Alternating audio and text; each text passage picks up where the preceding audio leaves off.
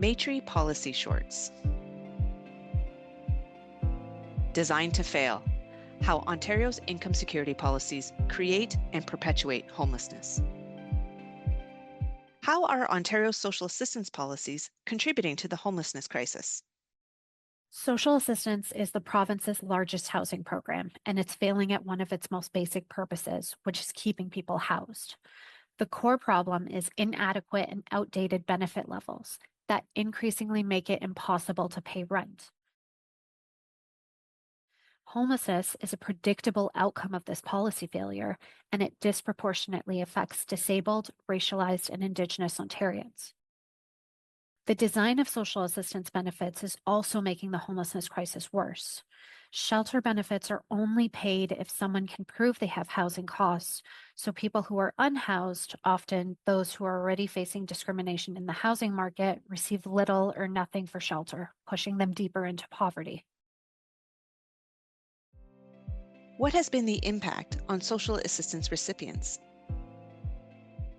So, as part of this project, we obtained new government data that shows the result of a broken social assistance system. Homelessness among people on social assistance has increased by over 70% since 2019.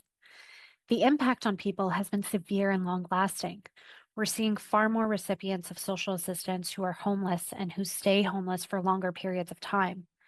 As of July of 2025, more than 30,000 OW and ODSP recipients were homeless.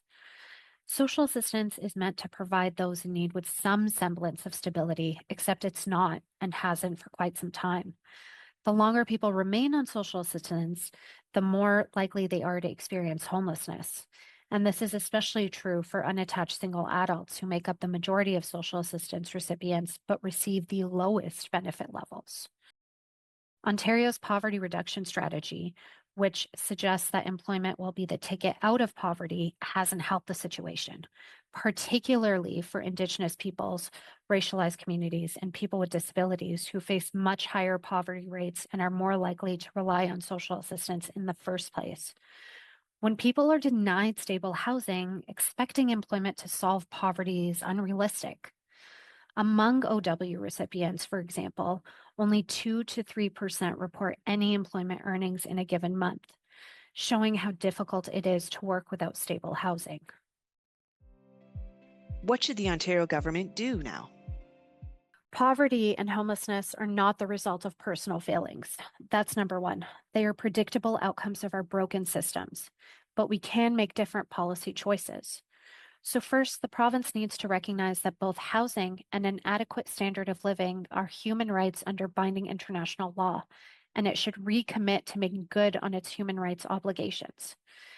This should start with raising social assistance to adequate levels, changing rules so as not to penalize people who are unhoused, ensuring that benefits are equitably designed, and expanding deeply affordable and supportive non-market housing. Read the report at maitree.com.